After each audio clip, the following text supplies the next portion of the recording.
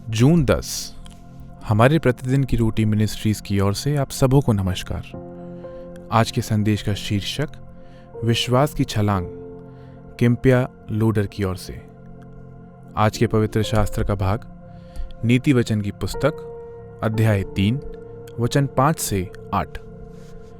तू अपनी समझ का सहारा न लेना, वरन संपूर्ण मन से यहोवा पर भरोसा रखना। उसी को स्मरण करके सब काम करना, तब वह तेरे लिए सीधा मार्ग निकालेगा।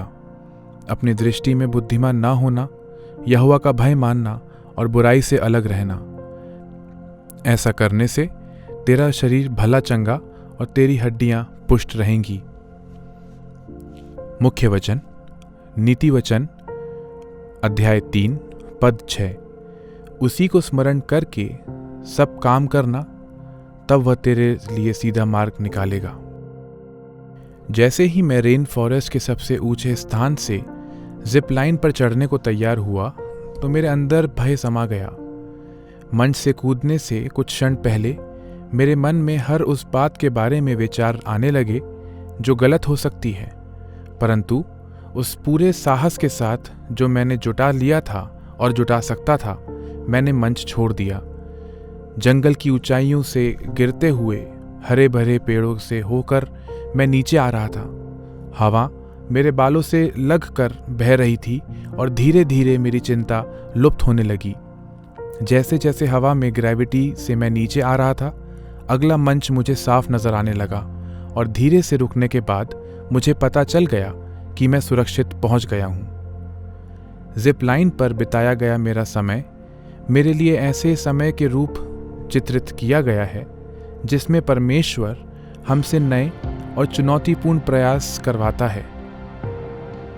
जब हम संदेह और अनिश्चितता को महसूस करते हैं तो पवित्र शास्त्र हमें परमेश्वर पर अपना भरोसा रखने और अपनी समझ का सहारा ना लेने की शिक्षा देता है।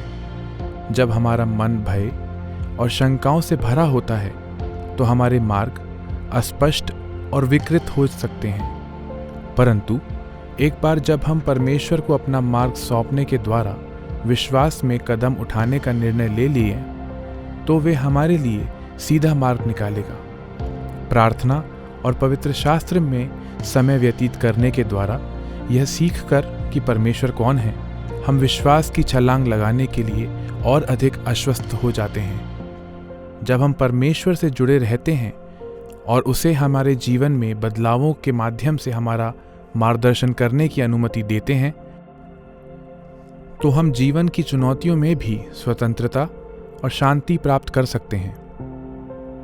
आपके जीवन में किन बदलावों या चुनौतियों के कारण आपको परमेश्वर पर पूर्ण भरोसा रखने की आवश्यकता है? कौन सी बात आपको विश्वास की छलांग लगाने के लिए रोक सकती है?